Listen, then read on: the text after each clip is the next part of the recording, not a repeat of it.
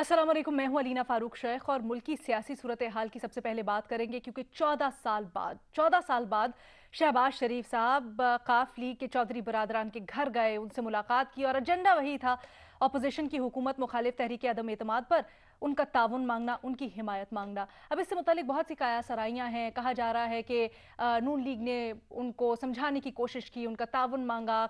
काफ league से मुतल्लिक जरा ये दावा करते हैं कि नया जो सेटअप है उसमें कुछ बड़ा शेयर मांगा है काफ लीग ने। लेकिन ये सब काया सराइयाँ, ये सब अफवाहें, ये सब जराए से जो चौधरी बरादरान हैं उनकी तरफ से कुछ नहीं कहा गया, बिल्कुल खामोशी। लेकिन आज वो खामोशी तोड़ी चौधरी मुनस इलाही ने। आज एक तकरीब से खिताब करते हुए वजीर आजम इमरान खान के नाम उन्होंने एक पैगाम दिया।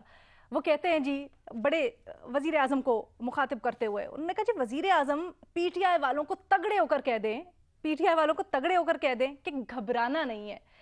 अब ये जो पैगाम है मुनस इलाही की तरफ से, इसके ऊपर जो हुकूमत से मुतल्लिक बड़ा इज़्तिराब चल रहा था, बड़ी कन्फ्यूजन चल रही थी, उसमें एक ब्रेक तो आया है, एक साई ऑफ रिलीफ तो है।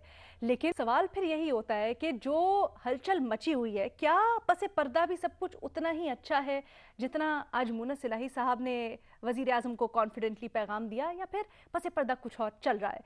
पूरी सिचुएशन को एनालाइज करवाएंगे। हमारे तज्जियाकारों के लिए सवाल कुछ ये कि क्या काफ लीग अपोजिशन की तहरीक अदम एतमाद के मुकाबले में हुकूमत का साथ देंगे, हाँ या नहीं के ऑप्शन है उनके पास। ज्वाइन करें हमें पैनल पर आज हफीजुल्लाह नियाजी साहब, रीमा उमर साहब, अतर काजमी साहब, और टेलीफोन लाइन पर हमारा साथ दे रहे हैं हसन निसार साहब। नियाजी साहब, क्योंकि आप लाहौर में बैठे हैं, बहुत बड़ी मुलाकात हुई है, बल्कि कल आप मुलाकात का भी, और ख़ास तौर पे ये जो आज मुनस इलाही ने एक वज़ीर आज़म को तगड़ा सा पैगाम दिया है, कैसे तज्जिया करते हैं इसका? पहली बात तो यह है कि इसे सूए इत्तफाक समझें या हुस्न इत्तफाक कि मेरी भी कल काफ लीग की जो है ना आला क़यादत से मुलाकात हुई है सुबह, उनसे पहले। बहरहाल उसमें भी मैं ज़ाहिर है कि इस तरह की कई बातें होती रही हैं।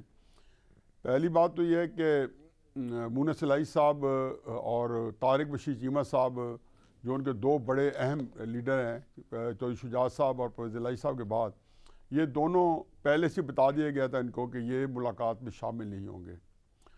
दूसरी बात यह है कि अदम एतमाद की तहरीक, मैं तो इसका अंधा मुक़ल्लिद हूँ। मुझे ये पसंद है या नहीं पसंद, बहरहाल जब बात निकली है तो दूर तलक जानी है, क्योंकि ये सारी अदम एतमाद की तहरीक जो है, ये प्लान जो है इन पार्टी से ज़्यादा कहीं और हुई है, और जहाँ पे हुई है तो उनकी कुछ तरजीहात अपनी होगी जहाँ पे ये प्लान की गई है।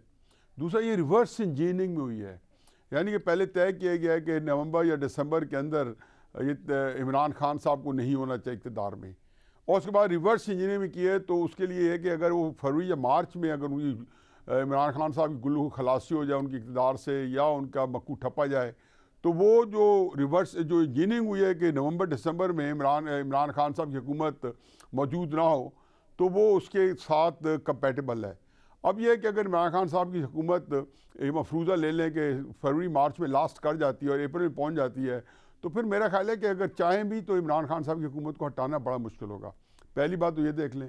दूसरी बात यह है कि जो वज़ीर आज़म साहब ने फरमाया है, मैं वो सारी चूँकि लाइव सुन रहा था, तो मुन्ना साहब की बात मैंने सुनी, उन्हें बड़ी, और मुन्ना साहब की बात के अंदर कई मतलब निकाले जा सकते हैं। ज़ाहिर है उसका टिल्ट इमरान खान साहब की तरफ था, उनको वो इनकरेज कर रहे थे, लेकिन बातें उन्होंने बड़ी डूबियस की हैं। डूबियस ऐसी भी नहीं कि जिसको कोई बंदा कहे, लेकिन साफ पता चलता है। फिर उन्होंने कहा कि इमरान खान साहब आपने घबराने, उन्होंने कहा अपने वर्कर्स को कह दें कि घबराना नहीं है, और फिर हम जब किसी का चलते हैं तो हमारी तरफ से कोई ख़राबी नहीं होती। तो जो इमरान खान साहब की ख़राबी है उसकी ग्रीवेंसेस तो कल भी काफ लीग के लोगों ने हमें बताया कि हमारे साथ क्या क्या ग्रीवेंसेस हैं, और वो ऐसी हैं कि जब इनके पास कोई बैठ जाए तो ये सीना चाक करके अपनी सारी ग्रीवेंसेस बता देते हैं, परवेज़ साहब भी और बाकी भी। अब इसमें एक और इम्पॉर्टेंट बात है कि शहबाज शरीफ की मीटिंग के अंदर एक चीज़ जिसको हमने हाईलाइट नहीं किया, वो है याद सादिक साहब की मौजूदगी। याद सादिक साहब शायद इनिशियल उसमें जेन में नहीं था, प्लान में ज़रूर हो गया, लेकिन पब्लिक में नहीं आया था। यही पता चला था कि राना तनवीर साहब और ख्वाजा साद रफ़ीक साहब मेरी इल्म के मुताबिक परसों तक और कल तक, उन्होंने परसों तक यही थे। कल फिर याद सादिक होना मुराद है कि कलाम शायर व ज़बान शायर, क्योंकि लंदन से वो 2 दिन पहले आए थे, तो इसका मतलब है कुछ बातें ऐसी हैं जो सीना बसीना भी हुई हैं। और फिर वहाँ पे बस क्राइसिस ये नहीं है कि अदम एतमाद पे, तो मेरा ख्याल है कि इनका सारे तफाक है। जिस चीज़ पे तफाक नहीं है, ये देखो इसमें एक फ्रीक कई हैं। एस्टैब्लिशमेंट एक फ्रीक है जिसको वो न्यूट्रल कह रहे हैं, अपोजिशन पार्टी हैं, और हुकूमत भी कह रही कि न्यूट्रल है लेकिन हमारे साथ है। अच्छा, दूसरा फरीक काफ लीग है, नून लीग है, पीपल्स पार्टी है, फजल रहमान है, और फिर और भी पार्टीज हैं। तो ये सारे फरीक जो है इनके हर एक के इंटरेस्ट भी हैं। अब पोस्ट इमरान खान एरा के अंदर जो है जो मसाइल है उसका रिजॉल्व करना इतना आसानी एज पर टुडे वो रिजॉल्व नहीं हुआ कि उसके बाद आया इसी नहीं असम्बली में से नई हुकूमत बनेगी। मुस्लिम लीग नून तो का ख्याल है कि नहीं बनेगी। काफ लीग की हेजिटेशन जो हम सुन रहे हैं, हेजिटेशन नहीं है, ये वो साथ है पूरी तरह से। अलीना, ये मामलात हसन साहब ज़्यादा रोशनी डालेंगे। जब सियासी पार्टियां गिव एंड टेक करती हैं, तो जैसे इमरान खान साहब ने जब 2018 के इलेक्शन में कहा तो उन्होंने तो बांगे दौल कहा कि जी जनूबी पंजाब की पार्टी बनाई तो मैं अपना बंदा खड़ा करूंगा। तो उन्होंने कहा कि इसको मेरे अंदर जम करें। ये कंडीशंस होती हैं जो पार्टियां जो है जब एस्टेब्लिशमेंट के साथ मामलाकारी होती हैं तो उनके ये मामला होते हैं। या नसरीन मांडीवाला को जब चेयरमैन सेनेट बनाने लगे तो इमरान खान नहीं बनाने दिया। जी प्लीज। हाँ। जी मुझे जरा एक चीज प्लीज बता दीजिएगा, जिस तरह आप कह रहे हैं कि सब कुछ पहले से तय है, प्लान है, तो काफ लीग उस प्लान के अंदर ही है या फिर काफ लीग के बगैर कोई प्लान बी भी है? देखें जी, काफ लीग के बगैर तो कोई प्लान नहीं बन सकता, क्योंकि एक और बात मैं इंपॉर्टेंट बता दूं, और यही मुझे काफ लीग के हलकों से पता चली है कि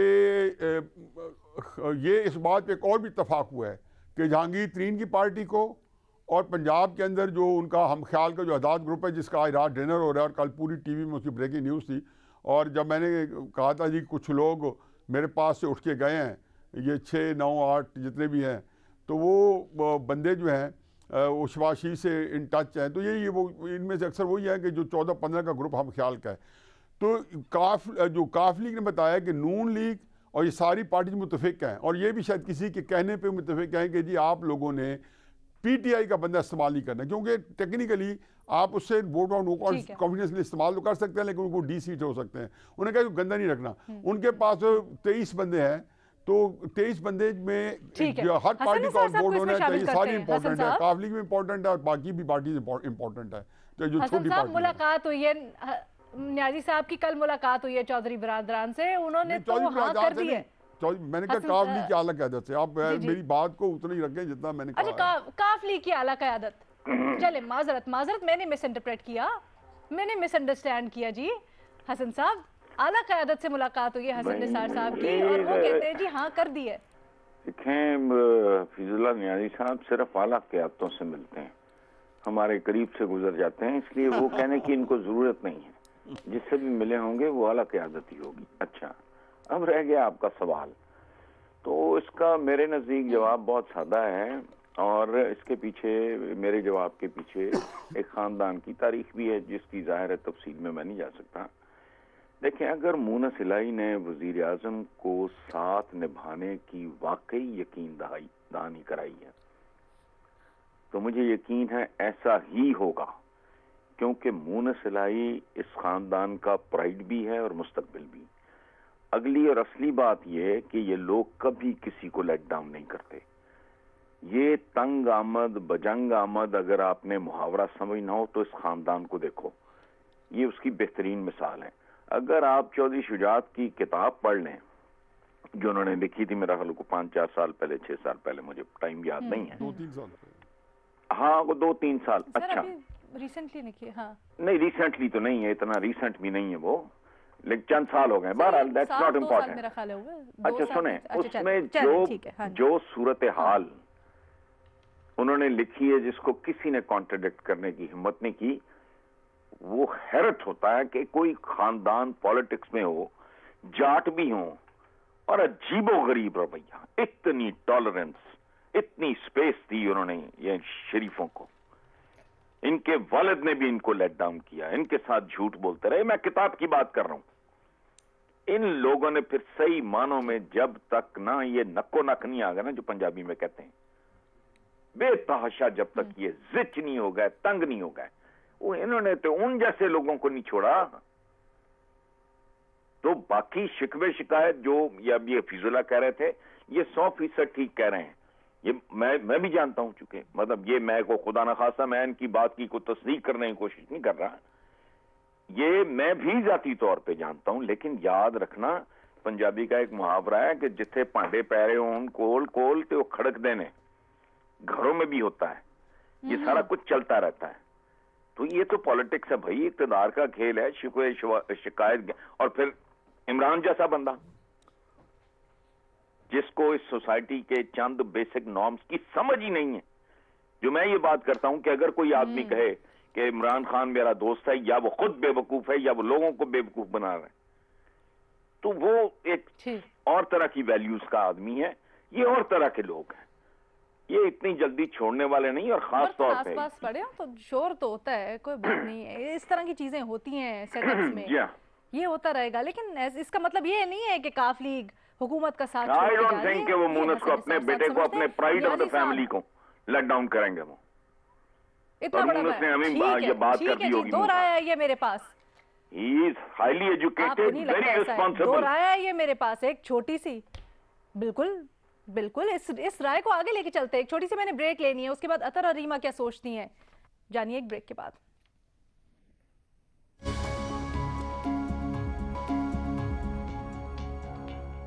ब्रेक के बाद खुशामदीद। कल की बड़ी मुलाकात और फिर आज के बड़े बयान, तगड़े बयान की हम बात कर रहे हैं। अतर आप किस तरह से तज्जिया करते हैं? मेरे पास इस वक्त दो राय आई हैं। न्यायी साहब तो बड़ी वाज़ेह अल्फाज में कहते हैं कि एक तो हुकूमत का साथ नहीं देगी काफ लीग, और फिर काफ लीग के बगैर कोई अपोजिशन का प्लान भी नहीं है, जो प्लान है उसमें वही फिट होते हैं। हसन निसार साहब कहते हैं ऐसा नहीं हो सकता, और ख़ास मुनस ने आज जो बयान दिया है उसके पीछे वो बड़ा मानी खेज है। आप क्या समझते हैं? देखिए, जहां तक चौधरियों का ताल्लुक है, वो जिसके साथ भी उनका इत्तेहाद होता है वो आखिरी हद तक साथ चलते हैं। जिस तरह पहले भी जिक्र हुआ, शरीफ खानदान के साथ उनके शदीद तहफ़्फ़ुज़ात थे, पंजाब की वज़ीर-ए-आला-शिप के ऊपर मसाइल थे, लेकिन वो आखिर दम तक उनके साथ चले। तो अभी अगर कोई ये समझ रहा है कि एकदम से चौधरी उठेंगे और वो किसी और के साथ जाके मिल जाएंगे, मसला ये है कि अभी तक पाकिस्तान के अंदर जितनी भी सियासत हो रही है और कुछ सहाफत हो रही है, वो सारी मफरूजों पे हो रही है। मफरूजे क्या है? 2018 से जब से ये इलेक्शन हुए उसके फौरन बाद इस तरह की खबरें आना शुरू हो गई कि हुकूमत जाने वाली है, फौज से लड़ाई हो गई है, बुज़दार साहब को फारिग कर दिया जाएगा। हर 6 महीने के बाद बुज़दार साहब फारिग हो जाते हैं, हर 6 महीने के बाद इमरान खान साहब की हुकूमत फारिग हो जाती है, हर 6 महीने के बाद इस्टेब्लिशमेंट की तरफ से ये इशारा मिल जाता है कि इनको फारिग करना है। भाई अगर ये सब लोग मुत्तफिक हैं, ऑपोजिशन भी मुत्तफिक है, एस्टेब्लिशमेंट भी मुत्तफिक है, सब ये समझते हैं कि इमरान खान, ये सारे मफरूजे ये हैं। और अब आने वाले दिनों में क्या होगा, किस तरह इस हुकूमत को खत्म किया जाएगा, अब इसका मसला क्या? असल मसला ये है कि अभी तक हम 90 और 80 की दिहाई को और इन दो सियासी जमातों को और चंद खानदानों को सामने रख के सियासत भी कर रहे हैं और सहाफत भी कर रहे हैं। लेकिन ये जो इमरान खान है, जिसका हसन निसार साहब ने जिक्र किया, ये एक डिफरेंट ब्रीड की, ना सिर्फ ये अपने, जिस हम कहते हैं कि माशरती रवैयों से इनका रवैया डिफरेंट है, इनकी सियासत भी डिफरेंट है। और ये सियासत किसी को समझ नहीं आ रही, और यही वजह है कि इस हुकूमत में कभी खान साहब की हुकूमत को डेडलाइन दी जाती है, जब वहां से वो खबर गलत साबित होती है उस पर शर्मिंदगी जाहिर करने के बजाय उनकी जाती और इस आजी जिंदगी के ऊपर डेडलाइन देना शुरू कर देते हैं। तो ये किसी को समझ नहीं आ रहा, सब मफरूजों के ऊपर बातें कर रहे हैं। मैंने पिछले वीक भी कहा था हुकूमत को कोई खतरा नहीं है, और जिस इशारे का जिक्र करते हैं मैं आपको इस वक्त बड़े बड़े मुस्तनद तरीके से ये बता सकता हूं कि वहां से कोई इशारा नहीं है, वहां से कोई मदद नहीं मिलनी है। और यही वजह है कि फिर आज जो है वो शरीफ चौधरियों के घर में हाजिरी दे रहे हैं, और कभी वो जाके उनके मज़ारों पर हाजिरी दे रहे हैं कि जिनको वो माजी के अंदर, जिनके बारे में वो किस तरह की जुबानें इस्तेमाल करते थे। तो ये उसी चीज की अच्छा, तो फिर तनकीद होती है कि अगर ऐसी बात है तो वजीर आजम, एक बात मैं करूं, मैं एक सेकंड न्याय साहब, मैं बिल्कुल आपके पास आ रही हूँ। अतः तो फिर तनकीद होती है कि अगर ऐसी बात है तो फिर वजीर आजम इतने मीडिया स्ट्रेटजी टीम्स के इजलास क्यों बुला रहे हैं, सीसी के इजलास क्यों बुला रहे हैं? कुछ अंदर पीटीआई के लगता है कि कुछ कंफ्यूजन, कुछ इस तरह पाया जा रहा है अभी भी। देखिए, सियासत तो करनी है, जब आपके ऊपर मुसलसल इल्जामात लग रहे होंगे तो आप तो अपनी पार्टी का बनाएंगे, रद्द-ए-अमल होगा या उसके ऊपर जिस तरह का भी आपका लाए-अमल होगा वो तो आप बनाएंगे, आप इजलास भी करेंगे, अपने तर्जुमानों को भी बताएंगे। तो आप जो बात की कि आप ये देखें, गुज़िश्ता चंद हफ्तों के दौरान एजाज सादिक साहब ने पहले किस तरह की बात की कि जी वो मियाँ साहब को मैं लेके आ रहा हूँ, अब वो सिर्फ मियाँ साहब का पैगाम लेके आए हैं। खबर आई कि मियाँ साहब दिसंबर में आ रहे हैं, जनवरी में आ रहे हैं, कुछ भी तो सही साबित नहीं हुआ। वो सब मफरूजे हैं। और ये जो तहरीके अदम एतमाद है और हुकूमत का घर जाना है, वो अभी तक मफरूजा है। हकीकत ये है कि इमरान खान ने 3.5 साल लेकिन निकाल फिर लिए हैं। और हकीकत ये सियासी जी पंडित जी ये भी कहते हैं कि जो हाल ही में इशारे मिल रहे हैं कि मतलब एकदम से फिर मुतहरिक होना ऑपोजिशन का, फिर जिस तरह के एवन फील्ड रेफरेंस से मुतल्लिक भी नैब के ऊपर तहफ्फुज़ात उठाए जा रहे हैं, छोटे छोटे छोटे छोटे, अगर इन बिटवीन द लाइंस पड़े तो कुछ ना कुछ तो हलचल है। न्यायी सब वो कुछ ऐड करना चाह रहे जो मुमकिनात होती हैं तजिए में, हसन साहब करेंगे, मैं करूं या ये अतर साहब करें, तो हम फैक्ट्स के साथ मैसअप ना करें। फैक्ट्स हर एक पास होते हैं, बाकी काबिलियत ज़ाहिर है मेरी हसन साहब के साथ नहीं मिलती, वो जब करेंगे तो तीखा तबसरा करेंगे, मैं काम फैब करूंगा।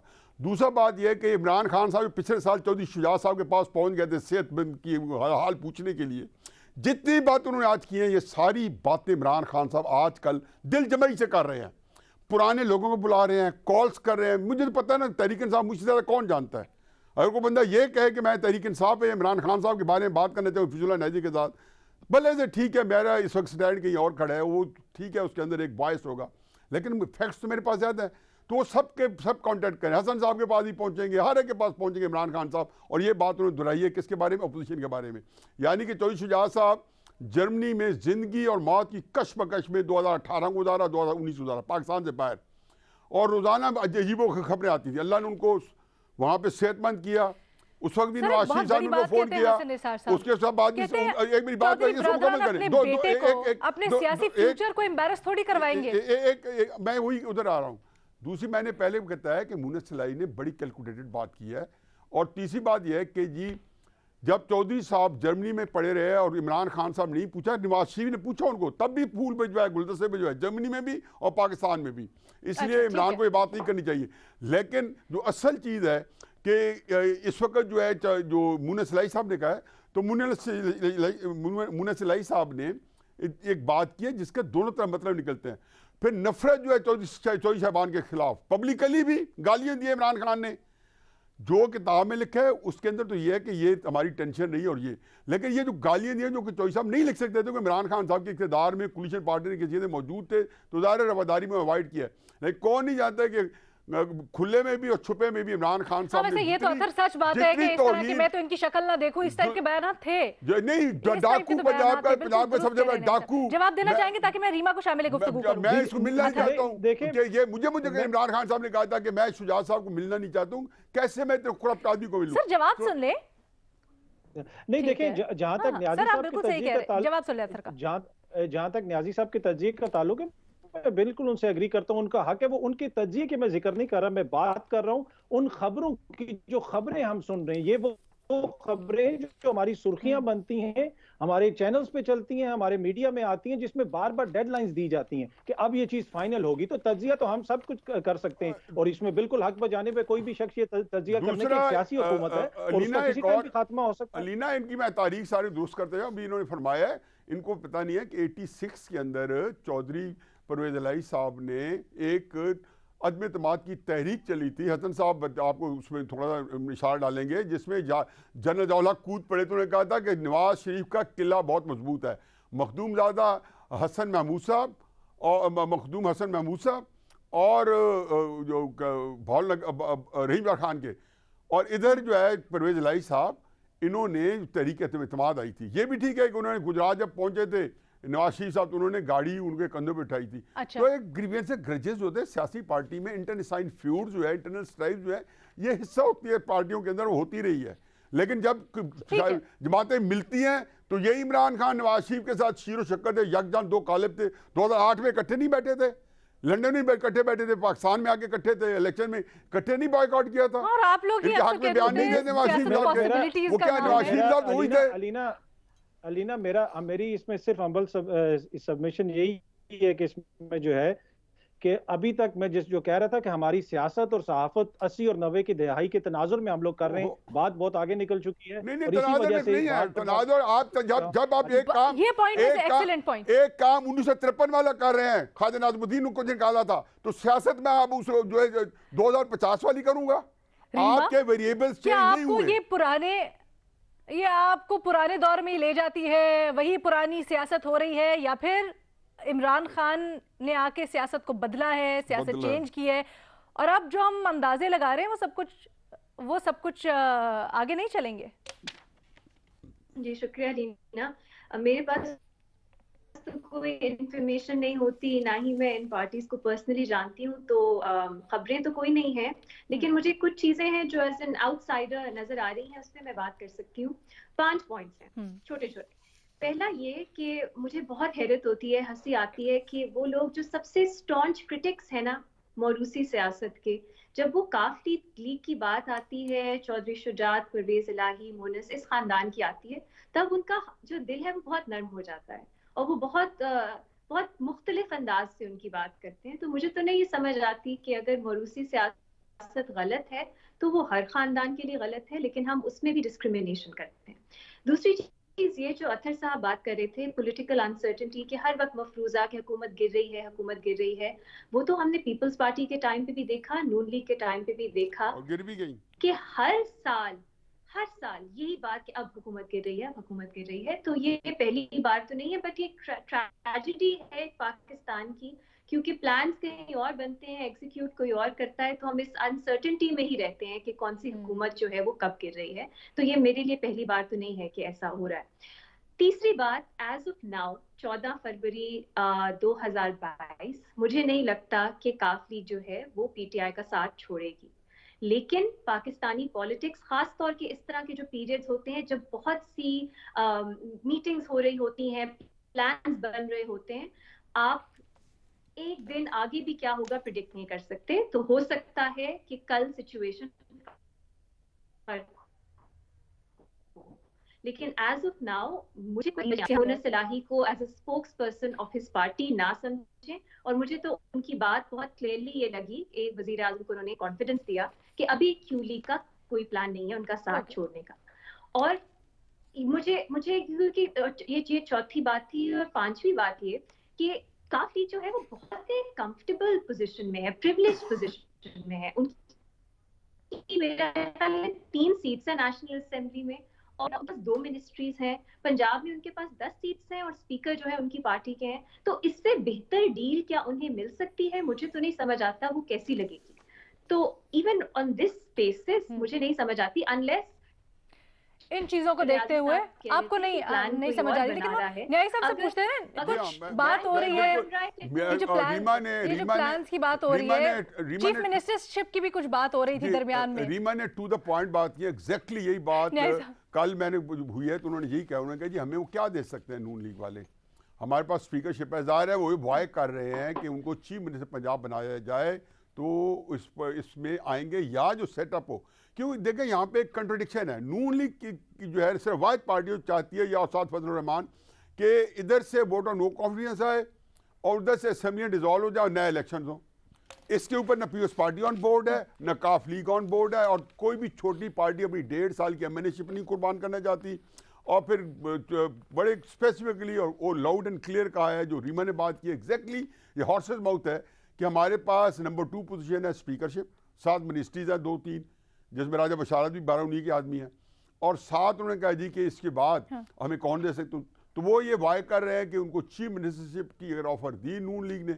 अब नून लीग का प्रॉब्लम यह है कि चाहे यहाँ पर हुकूमत चेंज हो, पंजाब में या मरकज में, अगर नई हुकूमतें बनती हैं, अगर अपने बंदे नहीं भी लाते, तो वो तो आपके मुताबिक वो हुकूमतें नून लीग ना फिर काफ लीग ने नहीं ये जो ऑफर हुआ है इसके ऊपर हाँ कर दिया, तय हो जाएंगी। मेरा ख्याल है, मुझे लगता है कि चीजें तय हो जाएंगी, क्योंकि सारे फिर एक दूसरे को स्पेस भी देंगे, क्योंकि जो लोग इसको इकट्ठा कर रहे हैं वो बड़े सीरियस हैं, और वो जाहिर है कि उनके इस नुक्ते के ऊपर आप श्योर नहीं है, लेकिन ये आपको लगता है कि वो साथ मिल जाएंगे। चलिए लेट्स आज इस डिबेट को यहीं पे कंक्लूड करते हैं। मेरे जो एनालिस्ट की अक्सरियत है, 3 एनालिस्ट, वो ये समझते हैं कि जी काफ नहीं छोड़ेगी हुकूमत का साथ, और जो आज मोनस इलाही का पैगाम था वो बड़ा क्लियर था।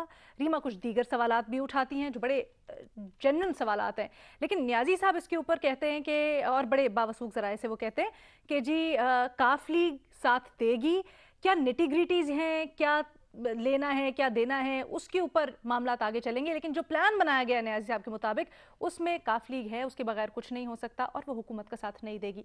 छोटी सी ब्रेक लेते हैं, वापस आते बड़े एक अहम इशू है जिसको हमने डिस्कस करना है।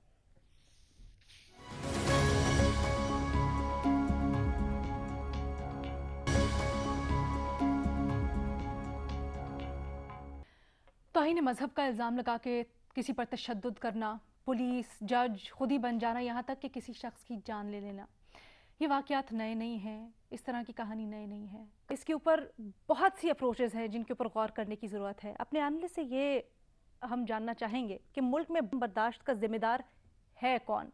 ओपन ऑप्शंस हैं इनके पास। रीमा, आपसे गुफ्तगू का आगाज़ करना चाहूँगी। गो के वज़ीर इंसानी हुकूक कहती तो ये हैं कि सज़ा दिलवाएंगे और कोशिश करेंगे कि इस तरह के वाक़यात दोबारा ना हों, सज़ाओं से बेहतरी आएगी। लेकिन हमने पहले केसेस में देखा है कि सज़ाएं हुई हैं, उसके बावजूद इस तरह के वाक़यात का हो जाना, और बिल्कुल निडर लोग इतने धड़ल्ले से करते हैं, अदम बर्दाश्त का बढ़ना। आप किस तरह से एनालाइज करती हैं इस सिचुएशन को और बेहतरी किस तरह मुमकिन हो? अलीना, आपके सवाल में ही जवाब है। 1990 से लेके आज तक मेरा ख्याल है 80 इस तरह के वाकयात हैं जिसमें लोगों को इस तरह के इल्जामात लगा के मार दिया गया है, और हमारी अप्रोच उसमें यही रहती है। इसको हम लॉ एंड ऑर्डर इशू समझते हैं कि जो परपेट्रेटर्स हैं उनको सजाएं होंगी और इससे मसला जो है वो हल हो जाएगा। जबकि मेरी नजर ये डायग्नोसिस है, ये शायद सोल्यूशन का एक हिस्सा है, लेकिन पूरा सोल्यूशन हरगिज नहीं है। अगर किसी और मुल्क में ऐसे वाकयात होते हैं तो हम इसको बिल्कुल सही तरह निशानदेही करते हैं कि एक पूरा कल्चर बनाया जाता है जिसमें इस तरह के वाकयात होते हैं। इसके पीछे एक आइडियोलॉजी होती है, इसके पीछे कैंपेन होती है, इसके पीछे सियासी मकासद होते हैं। और ममालिक में तो हम सही आइडेंटिफाई करते हैं, पाकिस्तान में हम उसे सिर्फ एक लॉ एंड ऑर्डर इशू बना देते हैं। इसलिए हम देखते हैं कि बेहतरी नहीं आ रही, बल्कि बहुत से लोगों को लग रहा है कि हम बदतरीन होते चले जा रहे हैं। शेख रशीद साहब जो इस तरह की ही प्रोवोकेशन करते रहे हैं पॉलिटिकल अपनी रैलीज में, स्पीचेस में, वो इंटीरियर मिनिस्टर हैं।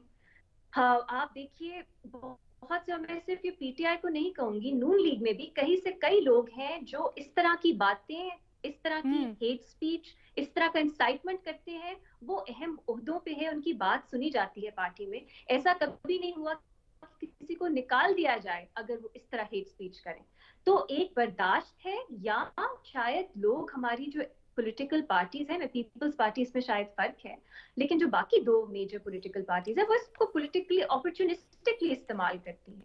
जब मजहब को इस्तेमाल करना चाहे वो करते हैं, इस तरह के सेंटिमेंट्स को इस्तेमाल करना चाहे वो करते हैं, और फिर इस तरह का कोई वाकया आ जाए तो फिर वो कंडेम भी करते हैं, लेकिन लॉ एंड ऑर्डर इशू समझते हैं। हमने वजीर आजम की कितनी स्पीचेस सुनी है, उनके आर्टिकल्स, जो हम रियासत मदीना पे आर्टिकल था लीना, क्या उन्होंने कभी कहा, एक पूरी अथॉरिटी उन्होंने बनाई है, रहमतुल्लाह आलमीन अथॉरिटी, जिसमें उन्होंने खास तौर पे रीमा बिल्कुल सही कह, हाँ, में ये इंटॉलरेंस, अलीना, ये अहम बात है कि हम ये आइडेंटिफिकेशन रहमतुल्लाह आलमीन अथॉरिटी बनाई तो है इसके लिए, नहीं देखते, उन रीमा आर्टिकल्स में नहीं देखते।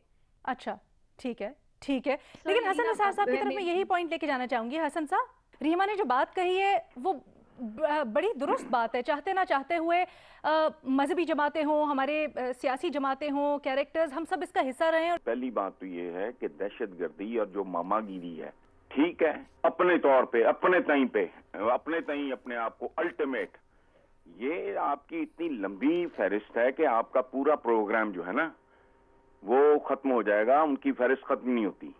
इस तरह के माइंडसेट की इतनी लंबी तारीख है, पहली बात। दूसरी बात ये आता है, ये इंतहा पसंदी है जो जहालत की गलीज औलाद है, और जहालत, और सिर्फ जहालत, हम अच्छी तरह जानते हैं सब कि इसकी तिजारत कौन करता है, इसको प्रमोट कौन करता है। देखो बात सुन, एक बात ठंडे दिल से, कोई हम कहते हैं ना कि इल्म शिल्म नहीं, और तरह की बात है। किसको नहीं पता कि झूठ बोलना बुरा है।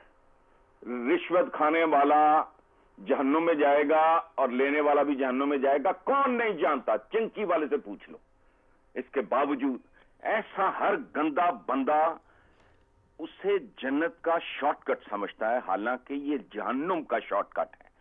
हुजूर ने बारहा फरमाया कि एक इंसान का नाजायज कत्ल पूरी इंसानियत का कत्ल है। तो तुमने काजी से लेके जज तक जो है ये काय के लिए रखे हुए हैं? अगर तुमने, और मॉब याद रखना सवाए पागलपन के कुछ नहीं होता, कितनी भी बड़ी कॉज के लिए निकला हुआ मॉब हो, वो पागलों का इज्तिमा होता है, वो कभी नॉर्मल बिहेव नहीं करता। सो ये और तरह का सब्जेक्ट है। इस मुल्क में कोई शय अपनी जगह पे नहीं है। कान की जगह पे आपका नाक लगा हुआ है, आंखों की जगह आपके होंठ हैं, ये मुकम्मल टांगों की जगह बाजू हैं। गौर करो जो मैं कह रहा हूं। आप इस बात को रोते हो, यहां ठीक क्या है? यहां चोर चोरी करते पकड़ा जाए सरेआम, ये I am privy to this.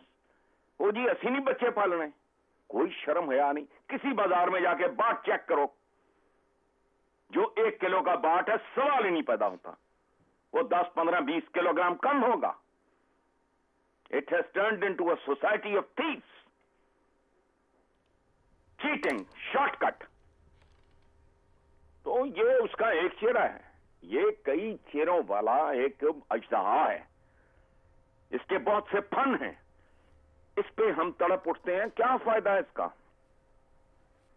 और ये जमहूरियत जो उठाए फिरते हो ना, ये सॉल्यूशन नहीं है, हरगिज नहीं है। इनके ऐसी तैसी इनके हुकूक की, ह्यूमन राइट सिर्फ ह्यूमंस के होते हैं। सर आपने अपनी दुनिया घड़ी हुई है ह्यूमन राइट। मेरा ख्याल है आज इस चीज को इससे अगर ना मिलाएं, जितने किरदार हैं चाहे वो जमहूरी हो गैर जमहूरी हो, ये एक माशरती मसला है सर, कल्चरल मसला है। इसको अगर इस तरह से डील करें तो आगे हम निकल सकते हैं। नहीं, ये माशरती सर अखलाकी मसला है सर। नहीं, बस अपनी फहम के मुताबिक ही बंदा सोचता और बात करता है। ठीक है, you are absolutely, you have every right to be wrong. तो मेरा भी यही हाल है। ये नहीं बना, you have the right to correct me as well. नहीं, लेकिन आप बिल्कुल ये हक रखते हैं, लेकिन मैं क्या बात कर रहे हो? मैं सिर्फ ये नहीं चाह रही कि हम इसको गलत तरीके, गलत समत में ले जाएं। नहीं, आप नाबालिग हो जमहूरियत के लिए। अच्छा, आप 10 साल के लड़के का 8 साल की लड़की से निकाह पढ़ा दो, इट्स जस्ट लाइक दैट। मेरे साइज के जॉगर्स आप 6 महीने के बच्चे को पहना दो, ये नहीं होता। कौमें एक प्रोसेस से गुजर के, खास पूरी तारीख है, ये कानून फितरत है। बड़े से बड़ा पीर फकीर भी दरख्त लगाएगा तो एक खास एज के बाद वो फल देगा। मैंने कहा इंतहा पसंदी जहालत की पैदावार है। जहालत का कारोबार, इसकी इंडस्ट्री, इसकी तिजारत, इसकी सनत कौन चला रहा है? सिंपल बात है। अच्छा, हाँ, उनसे आपने वोट भी मांगने हैं। और सर वैसे मैं आपसे चलो ठीक है यार, बस अल्लाह खैर सर क्या करें मिलके? मुझे थोड़ी रहनुमाई करे सर, थोड़ी रहनुमाई करे। रहनुमाई के तो मैं काबिल नहीं, वरना मैं आज़म ने एक अथॉरिटी भी बनाई है। और यार ये अथॉरिटियां बनाना, आगे किस तरह से चला जाए, सियासी, मजहबी, हमारे जितने भी लोग हैं सब मिलके आगे किस तरह करें? सुनो, सारे पढ़े लिखे बैठे हैं, मैं 4 अरबी के जो लफ्ज रोज इस्तेमाल करते हो उसका मुझे लघवी मतलब बता दे। कोई क्या बातें करते हो? Sir you are entitled to your opinion. मैं न्याजी साहब को भी शामिल गुफ्तगू करना चाहती हूँ। न्याजी साहब ठीक है, न्याजी साहब हैवी वेट है हर एतबार से। न्याजी साहब जी सर मुझे जरा ये बताएं, जहां माजरत के साथ कहना पड़ रहा है, जहां पंखे के इश्तिहारों पे मजहब कार्ड इस्तेमाल किया जाता हो, उस माशरे में किस तरह से मुमकिन है ये रुझान खत्म करना, बेहतरी की तरफ जाना? मेरे ख्याल एक तो इस रुझान का इन चीज़ों को कोई तल्लुक नहीं है। मुझे हैरान होता हूँ कि आप क्यों ओवर स्ट्रेच करते हो सारी चीज़ों को। मतलब किसी सोसाइटी में चले जाएं तो आप ये देखें कि ये चीज़ें सारी इस्तेमाल हो रही होती हैं। अब अमेरिका की आबादी जो है दुनिया की, ये अभी जो आखिरी जो हाई स्कूल शूटिंग हुई है, मैस मर्डर हुए हैं अमेरिका के अंदर, वहाँ का प्रॉब्लम ये है, लिंच नहीं होता लेकिन वो भी आते ब्रूटली आके शूटिंग करते हैं। तो 4% से कम है ग्लोबल जो पॉपुलेशन अमेरिका, और इस शूटिंग में इस तरह के वाक़यात में 40% खड़े हैं। लेकिन हमारा इशू ये है ही नहीं कि अमेरिका में क्या हो या नहीं हो रहा। हसन साहब ने जो बात की है तो उसमें एक बात बड़ी रेलेवेंट है, और वो ये है कि ये वाक़यात अब नहीं हो रहे, ये एक अरसे से हो रहे हैं। और ये वाक़यात जमहूरी हुकूमत के साथ नती करना भी जो है सही नहीं है। और ना ये है कि डिक्टेटरशिप के वक्त में भी जो हक का दौर हो, टायरेंट था, अच्छा वहाँ भी, या जो जैसे हसन साहब कहते हैं ना खालिस, लेकिन उसके अंदर भी ये होते रहे। असल में मैं तो इस बात में हमेशा से कन्विंस्ड हूँ कि जब रिट ऑफ द गवर्नमेंट नहीं होती, जब लॉ एंड ऑर्डर सिचुएशन नहीं होती, तो ये वाक़यात जो हैं, जो लोग होते हैं, मॉब जो होता है वो मॉब जस्टिस करता है। जस्टिस करने में आपके वेस्टर्न इंटरेस्ट होते हैं लोगों के साथ। अक्सर हम देखते थे लोगों पे कि ज़माने में क्लाशनकोव डाल देनी, अब हेरोइन डाल देनी कि जी इसमें सजाएं कड़ी होती हैं। रेप होता है तो वो कराएंगे, जाके केस कराएंगे कि जी क्यों रेप के अंदर शायद वहाँ पे मौत नहीं है। सर आप जो बात कह रहे हैं, क्या आपको ये लगता नहीं है कि मामले का एक पहलू है? नहीं, मैं आपको, आप इसको जब भी इसको मजहबी एंगल से लेंगे ना, ये सोसाइटी की इल है। मुआशरा जो हसन साहब कह रहे हैं वो गिरावट का शिकार है, वो अबतरी का शिकार है। लेकिन अगर आप इससे एंगलिंग करेंगे तो हमको हेल्प नहीं कर रहे होंगे। क्यों नहीं सेट हम कहते हैं कि लॉ एंड ऑर्डर की सिचुएशन है, रिट ऑफ द गवर्नमेंट नहीं है। रियासत मदीना में इमरान खान साहब क्या कह रहे थे? अलग कैसे कर सकते हैं बीबी, क्योंकि अगर किसी के जज्बात में हो, अलाउ मी टू से, हम क्या सारों पता चला कि श्रीलंका के पीछे पता नहीं चला था वेस्टर्न इंटरेस्ट थे, उनका कोई मजहबी जज्बात नहीं थे। इसमें नहीं पता चला कि कोई वेस्टर्न इंटरेस्ट थे। वो लड़की जो थी भट्टे पे थी, जो आप 2-4 बंदों को देख के क्या पॉसिबल है जो न्याजी साहब कह रहे हैं वो करना? मैं कहता हूँ कि जी रिट ऑफ द गवर्नमेंट नहीं है, सिंपल सी बात है। हर चीज में नहीं है, यहाँ पे हुकूमत नाम भी उनकी नजर ही नहीं आ रही पूरे पाकिस्तान में, चारों सूबों में।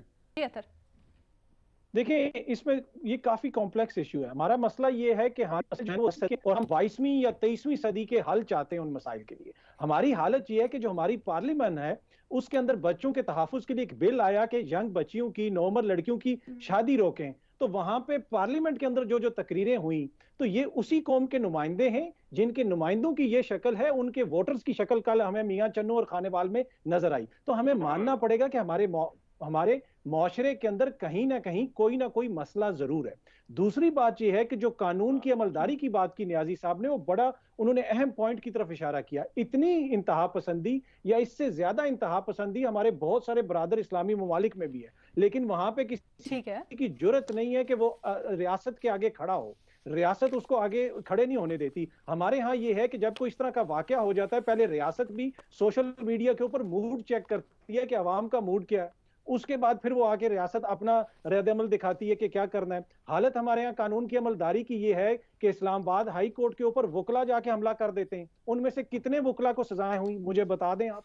तो इस मुआशरे में जब सब लोगों को ये पता है कि हम कुछ भी करेंगे तो कानून हमारा कुछ बिगाड़ नहीं सकता, ये वो गारंटी है जिसकी वजह से इस तरह की हरकतें होती हैं। लेकिन ये सिंप्लीफाइड, मैंने आपको बताया, चीजें इससे ज्यादा कॉम्प्लेक्स हैं, मल्टी डायमेंशनल इश्यूज हैं। उसमें आपकी क़यादत का भी कसूर है, आपकी अवाम का भी कसूर है, आपके मौशी मसाइल भी हैं। कुछ लोगों के पास तो है ही सिर्फ ये कुछ है, उनके पास रोटी भी खाने के लिए नहीं है, तो वो तो इसी के अंदर अपनी निजात ढूंढते हैं।